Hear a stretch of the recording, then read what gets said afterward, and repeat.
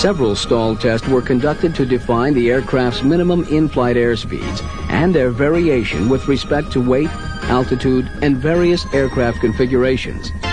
As the buffeting in the airframe communicates a stall warning in these low-speed, high angle of attack regimes, the pilot demonstrates the aircraft's excellent handling qualities through the stall and recovery.